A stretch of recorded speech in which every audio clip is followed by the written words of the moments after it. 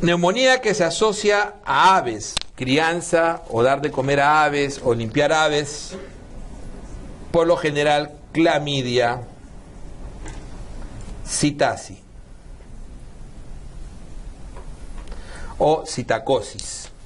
Ojo que una neumonía asociada también a aves, pero con linfoadenopatías, ya sería criptococo. ¿Ok? También se puede dar. Y suele ser una neumonía subaguda crónica. Entonces, generalmente es así. Ese puede ser algo que nos pueda hacer caer, ¿no? Uno siempre dice, neumonía asociada a aves, allá. Clamidia, citasis, citacosis. Pero de repente dice que tiene linfoadenopatías. No nos dimos cuenta. Entonces, si tiene linfoadenopatías, sería criptococo la primera posibilidad. La hematuria puede ser una característica vista 15 a 20% de las neumonías atípicas, fundamentalmente por Legionella. Legionella pneumoniae. Es la causa más frecuente de la llamada neumonía mixta, también igual Legionella. Legionella pneumoniae. Neumonía mixta, ¿por qué? Porque tiene patrón, a veces intersticio alveolar, con características clínicas a veces de neumonía típica, siendo Legionella. La elección en el tratamiento de la Legionella es levofloxacino 750 por día. La elección general en atípicos es macrólidos, en general. Y de los macrólidos, acitromicina, la primera elección. ¿Ok? La elección, si nos dicen para clamidias específicamente, es doxiciclina. Y cuando nos dicen la alternativa macrólidos en general, es doxiciclina. La elección en neumonía asociada a la comunidad con o sin factores de riesgo, entonces, sin factores de riesgo, podemos utilizar macrólidos solos, monoterapia. De ellos, como decíamos, acitro, y su posibilidad es doxi como alternativa. Y si tenemos con factores de riesgo, estamos hablando de los ambulatorios nada más, entonces hay que usar beta-lactámicos como amoxiclavulánico o ceftriaxona más macrólido, que debe ser acitro. Entonces los factores de riesgo, siempre acuérdense que el factor de riesgo, fundamentalmente edad, mayor de 65 años, alcohol, enfermedades concomitantes, que ya se repiten en varios criterios de diferentes enfermedades, que son típicamente diabetes, enfermedad renal crónica, insuficiencia cardíaca y cirrosis. Esas son las llamadas enfermedades concomitantes predisponentes a enfermedades de este tipo. Y la inmunosupresión. Inmunosupresión generalmente asociada también a diabetes, pero asociada fundamentalmente a neoplasia activa. Al uso de corticoterapia. Y por último, el uso de antibióticos los últimos 90 días. Todos estos son los llamados factores de riesgo. Entonces los factores de riesgo son la edad, mayor de 65, el alcohol, enfermedades concomitantes, inmunosupresión o neoplasia activa, coraza y corticoterapia, y el uso de antibióticos los últimos 90 días. Entonces, si tengo algo de eso, es con factores de riesgo. Y esta con factores de riesgo que usa beta-lactámico más macróleo, beta-lactámico, ceftriaxona o amoxiclavulánico, ¿no es cierto? Amoxiclavulánico, ceftriaxona y el macróleo de acitro, puede ser reemplazado también por fluoroquinolona respiratoria, levo o moxi. Ok. Entonces, se hospitaliza con neumonía. ¿Cuándo se hospitaliza? Cuando tiene un CURP mayor de 2 o más. Entonces, recordemos el CURP. Tienen que recordar el CURP. Entonces, el CURP es confusión a coma, o sea, trastorno del sensorio, de confusión hasta el coma, trastorno del sensorio. La urea, el BUN mayor de 19 o la urea mayor de 42. La R de respiratorio, mayor de 30 respiraciones por minuto. La B, presión sistólica menor de 90 o presión diastólica menor de 60 y ser mayor de 65 años. Cada uno de esos es un punto, si es que se cumple. De 0 a 1, ambulatorio. 2 a 4, hospitalario. 5, UCI. ¿Ok? 5, UCI. Entonces me dice, se hospitaliza con neumonía, esto, 0 a 1. Que en el PSI se correlaciona con el 1-2. O sea, en el PSI, en el score de PSI, recuerden que estos son scores de mortalidad a 30 días. Score de mortalidad a 30 días. En el PSI se asocia con el 1-2. En el PSI es 1-2 ambulatorio, 3-4 hospitalario, 5 UCI. Es sencillo, se correlaciona. El hemocultivo en el SNAC es generalmente 10 a 20% positivo, pero es más útil en el hospitalizado. Es neumonía por siembra hematógena clásica y su tratamiento, Estafilococcus aureus, y por lo general se usa vancomicina. Recuerden que estafilococo en la comunidad es una rareza. Puede haber una pregunta de locos, porque en realidad nadie lo usa, y uno puede tener de repente estafilo sensible y darle oxa para neumonía.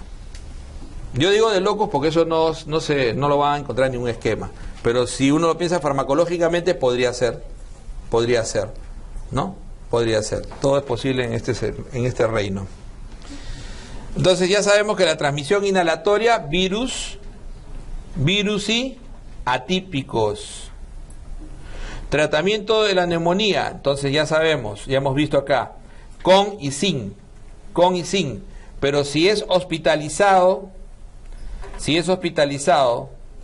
el paciente va de frente a usar beta-lactámico más macrólido y intravenoso. En este caso, el beta-lactámico que se utiliza, ahí sí es ceftriaxona, más macrólido, en el hospitalizado, ¿ok? En la neumonía de la comunidad que se hospitaliza.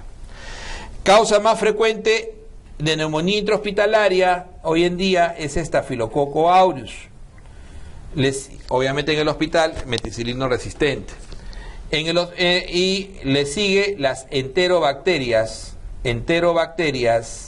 ¿no? Enterobacterias o los bacilos entéricos gram negativos, también le ponen así, bacilo entérico gram negativo, enterobacteria, ¿ok? Es un gram negativo aerobio entérico, otra manera de ponerlo, ¿ok? Pero acuérdense que estafilo es la primera, pero siempre es la mejor respuesta. Si yo les hago una pregunta y no les pongo estafilo, tengo que coger enterobacteria, ¿ok? Eso tiene que estar claro. Produce más derrame pleural en la comunidad. El que más derrame pleural te produce es fundamentalmente el neumococo. 50% de las neumonías por neumococo producen derrame pleural. Pero produce más empiema, eso típicamente visto en el hospital, Staphylococcus aureus. Es el que produce más empiema, es la neumonía que produce más empiema. Además, Staphylococcus aureus es una neumonía típicamente necrotizante, ¿no? Que produce neumatoceles, es una neumonía severa. La neumonía, etiología de neumonía en UCI. Si bien es cierto, en la neumonía en cuidados intensivos asociada a ventilación mecánica tiene una etapa precoz y tardía, pero si me dicen en general neumonía asociada a UCI, pseudomona, de frente pseudomona. Le sigue Acinetobacter y le sigue Staphylococcus aureus. ¿Ok? Entonces, si me dicen en neumonía asociada a ventilación o neumonía de UCI, de frente, salvo que me dijeran precoz o tardía, lo dudo mucho. De frente nos van a decir neumonía asociada a UCI, punto. Pseudomona. Clínica de neumonía aspirativa. La clínica típica, ojo que la clínica siempre incluye el antecedente, ¿eh? Uno dice clínica, cree que solamente lo que... No, la clínica incluye la parte anamnésica, que es el antecedente. Y lo clásico de la neumonía aspirativa es que haya algún trastorno de sensorio. O sea, el paciente es alcohólico o ha tenido una pérdida de conciencia aguda, que puede ser posictal, accidente cerebrovascular, ¿no? Un T grave, con pérdida de conciencia, etcétera. Entonces la idea es que haya tenido algún tipo de trastorno de sensorio que le haya provocado la aspiración. Entonces lo típico, ¿qué cosa es? Que sea muy febril, que tenga tos con expectoración abundante, maloliente, puede ser maloliente, fétida, incluso puesta como olor pleurítico, por ejemplo. Olor pleurítico significa olor fétido, maloliente y tos abundante. Entonces la típica neumonía aspirativa es de localización derecha, basal derecha, por la conformación nuevamente de lo que es, ¿no?, cómo están conformados los bronquios, ¿no? El bronquio derecho es perpendicular, grueso, ancho y corto. Entonces, definitivamente, un distractor es que se lo pongan en la izquierda, tengan cuidado. Si la clínica es típica, dicen alcohólico, que todo se rumbró, todos con expectoración abundante, fétida, ¿no?, con infiltrado izquierdo, ese es el distractor. O sea, en medicina no hay absolutos, no, el 100% no va a ser derechas. El distractor es que te lo pongan en la izquierda, ¿ok? ¿Y cuál es la complicación de más frecuente de la neumonía aspirativa? La producción de absceso, que produzca absceso. Pero vuelvo a lo mismo, porque fue una pregunta.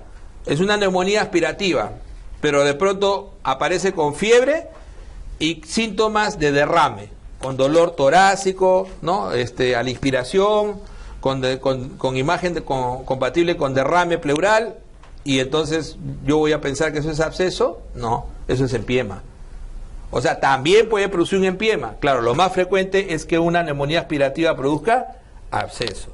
Para eso me tienen que decir que tiene fiebre tipo en agujas de repente, con imagen redondeada. Entonces ahí sí tengo la lógica para decir eso es absceso.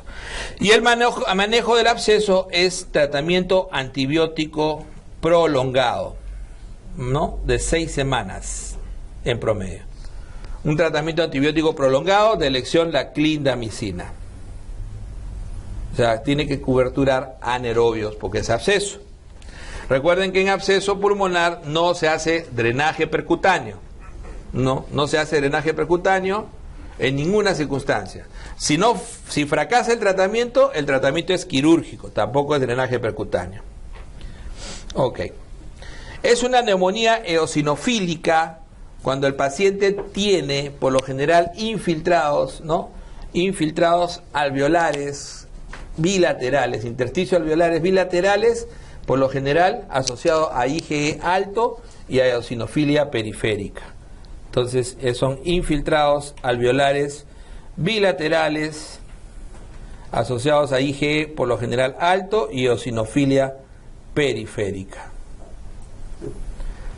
Entonces, en neumonías eosinofílicas, la idiopática, que es rara, que es esta que es bilateral, que da lo que se llaman las imágenes fotonegativas en el pulmón, imagen fotonegativa, IgE alto, es raro, el tratamiento es corticoterápico, es idiopático. Mientras que las más frecuentes neumonías eosinofílicas hoy en día son asociadas a drogas, ¿ok?, que están acá, son asociados a drogas, asociados a parásitos, en el síndrome de Löffel, ¿no?, en el síndrome de Löffel, ¿no?, que es una neumonía eosinofílica transitoria que no requiere tratamiento, asociado a algunos hongos, como por ejemplo Aspergillus también puede provocar neumonías eosinofílicas. Y los fármacos más asociados fundamentalmente a neumonía eosinofílica: nitrofurantoína, fenitoína, ampicilina. Fármacos que pueden producir infiltrados eosinofílicos en esos casos. La bronquiectasia, la sospecha de bronquiectasia se sospecha en un paciente con tos productiva crónica, o sea, mayor de 3 meses, crónica, mayor de 3 meses, en un no fumador. Porque la tos productiva crónica en un fumador es bronquitis crónica, ¿no es cierto? Es bronquitis crónica. Entonces la tos productiva, ¿no?, crónica en un no fumador sospecha de bronquiectasia. También se sospecha de bronquiectasia en el asma refractaria de reciente inicio. Entonces también hay que descartar bronquiectasias, definitivamente. La bronquiectasia es una enfermedad supurativa progresiva. O sea, siempre va a supurar todos los días, no es que se calme, eso todos los días supura, todos los días bota moco y a veces, ¿no?, con características a veces purulentas. Las causas son, en el Perú, fundamentalmente posinfecciosas, y a la cabeza, en nuestro país, post-tuberculosa. La bronquiectasia. Siempre que hablo de bronquiectasia me da tos, no sé por qué. Y idiopáticas. Idiopáticas raras en nuestro país, pero se ven también causas idiopáticas. Y también hay causas asociadas raras, como por ejemplo fibrosis quística, aspergilosis broncopulmonar alérgica, son también causas raras de bronquiectasias. Las bronquiectasias son entonces dilataciones permanentes de los bronquios, no bronquiolos terminales, los bronquios finales. ¿Ok? De los bronquios finales.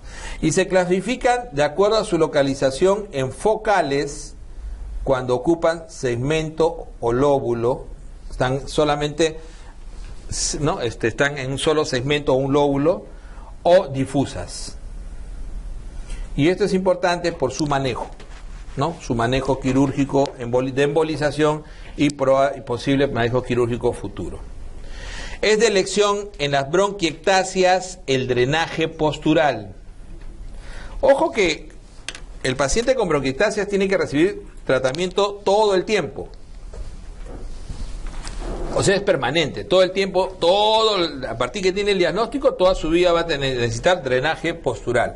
El drenaje postural tiene muchos métodos que pueden ser hasta extractivos con algunos aparatos de presión negativa, 2 veces al día. Son complicaciones de las bronquiectasias. Las complicaciones clásicas, la infección, que puede ser solamente exacerbación, bronquiectasias infectadas y neumonía asociada a bronquiectasias. Y la otra complicación frecuente es la hemoptisis. La hemoptisis. Se alienta.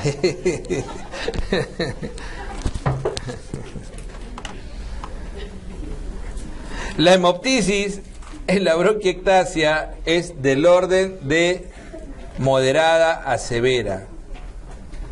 Es del orden de moderada a severa, ¿no? Y puede ser recurrente a incoercible. Puede llegar al tratamiento por embolización y quirúrgico.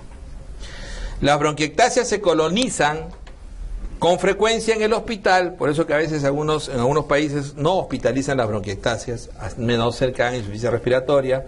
Se colonizan en el hospital con pseudomona, clásicamente con pseudomona, también con estafilo, pero más con pseudomona. Es típico de la fibrosis pulmonar idiopática, ¿no? Entonces, ahí estamos pasando. Ojo que bronquiectasias, tratamiento de elección en la exacerbación, amoxiclavulánico. Y en el tratamiento, clindamicina de la bronquiectasia infectada. Entonces, en la exacerbación, amoxiclavulánico, y en la bronquiectasia infectada, la clindamicina parenteral. Es típico, como decíamos, de la fibrosis pulmonar idiopática, dentro de las fibrosis idiopáticas que existen, que es la más frecuente, que sea varón entre 50 y 70 años, que sea generalmente de compromiso basal, bilateral, y que suele tener estos pacientes un patrón de vidrio esmerilado severo inicial, ¿no? Entonces, y la evolución tórpida, o sea, el pronóstico malo. Suelen fallecer en términos de 3 años. La silicosis crónica es característico y se relaciona. ¿Qué cosa es característico de la silicosis crónica? Silicosis crónica son la lesión fundamentalmente apical, ¿no? En ápices, bilateral apical, ¿no? Donde suele dar la imagen de cáscara de huevo, ¿no? Imagen de cáscara de huevo. Y se relaciona la silicosis crónica al incremento de la tuberculosis. Incremento de la tuberculosis, o también llamado silicotuberculosis. La silicotuberculosis. La asbestosis crónica es característico, ¿qué cosa es característico? Que sea basal y de tipo concéntrica, lesiones concéntricas. ¿Ok? Y se relaciona a incremento del cáncer broncogénico, específicamente epidermoide. ¿Ok? Entonces se relaciona más a cáncer broncogénico.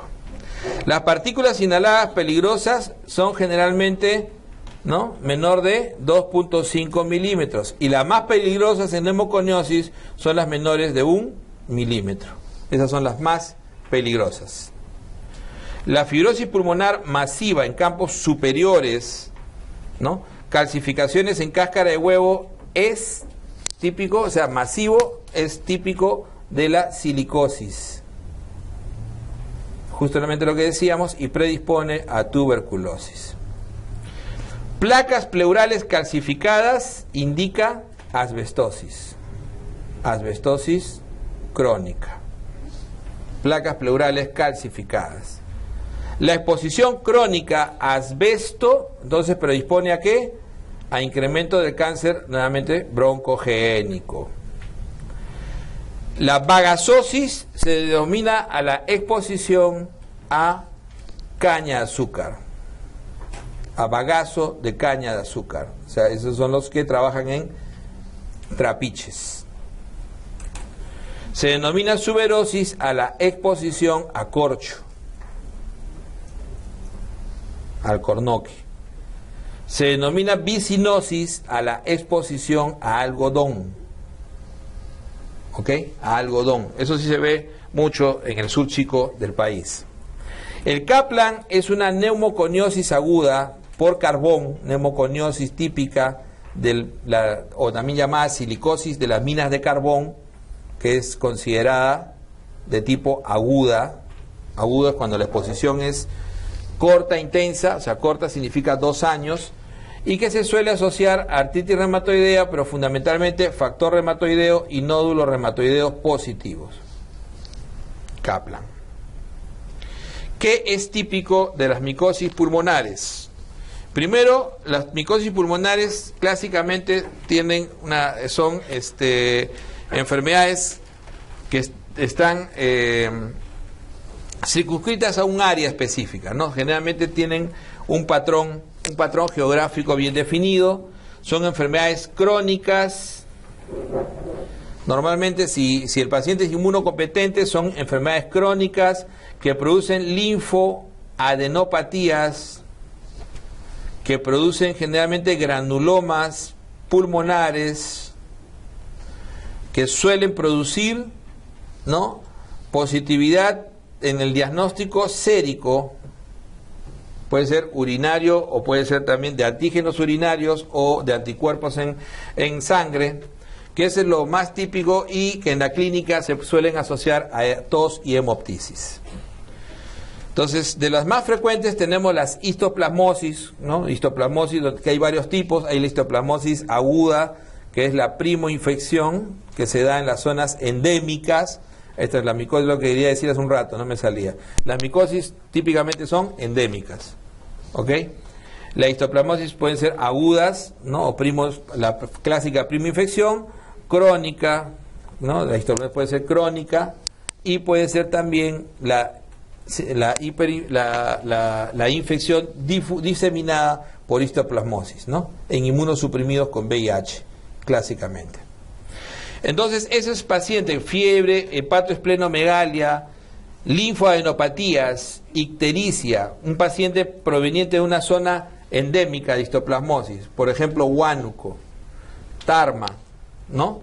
Amazonas, o sea, Chachapoyas, mejor dicho, son pacientes que si vienen con fiebre, hepatoesplenomegalia, linfoadenopatías, ictericia, úlceras induradas en nariz y boca y positividad VIH, es una histoplasmosis diseminada.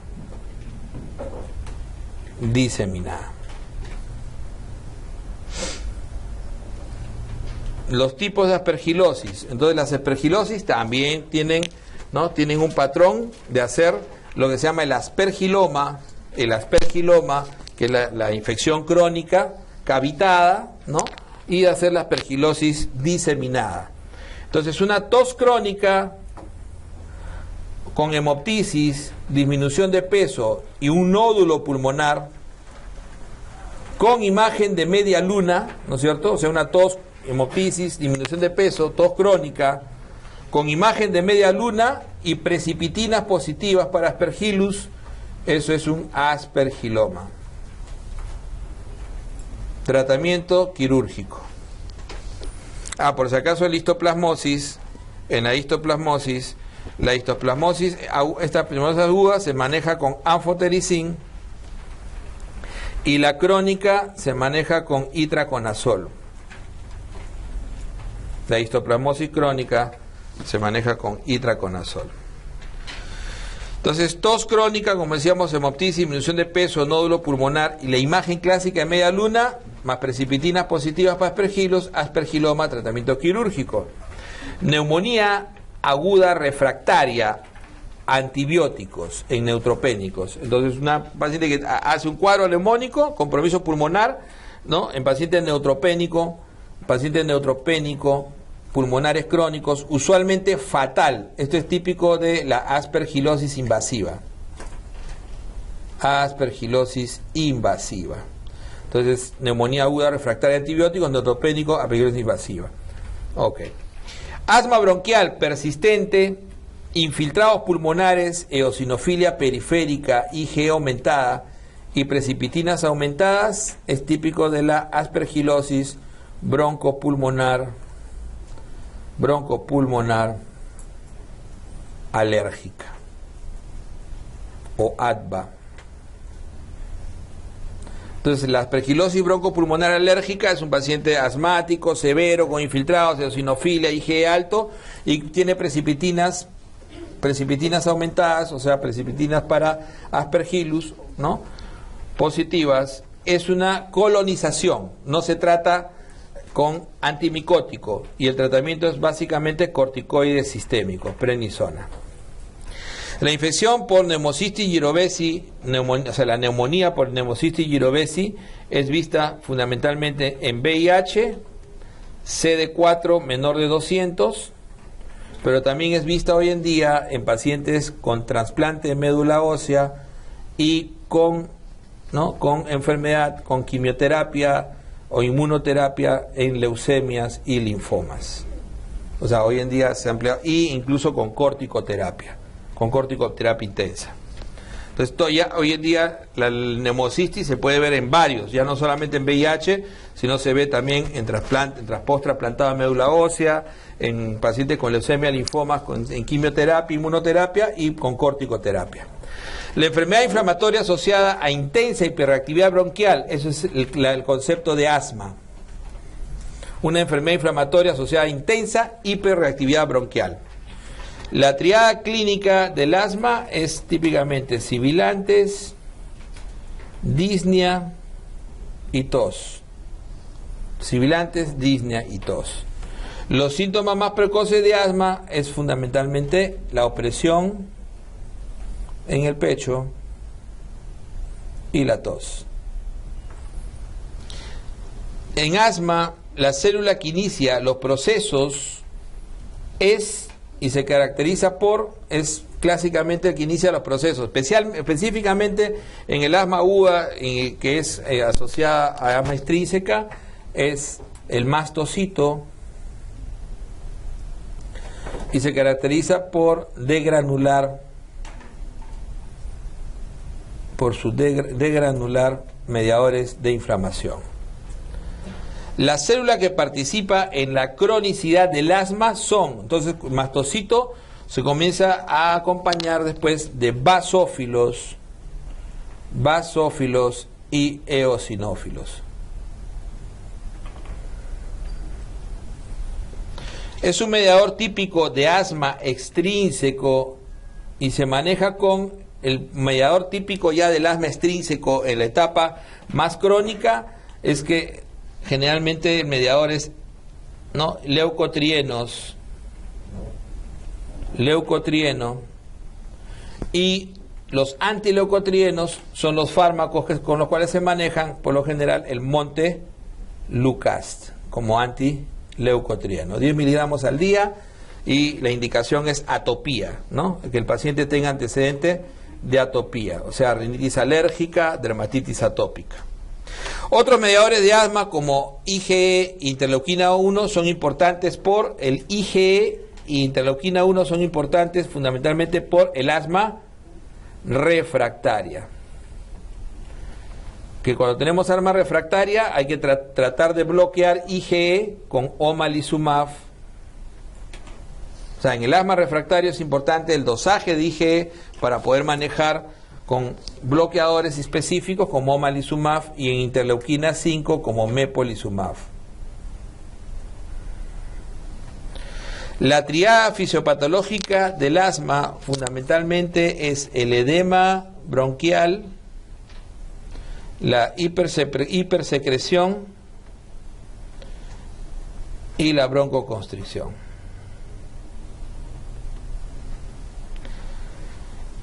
En el asma, en la espirometría del asma, se encuentra fundamentalmente un BEPS1 disminuido. Y la prueba de broncodilatación que se hace en la espirometría forzada, fundamentalmente va, la prueba de broncodilatación fundamentalmente va hacia el incremento del BEPS1 mayor del 12%, y mayor de 200 mililitros en volumen.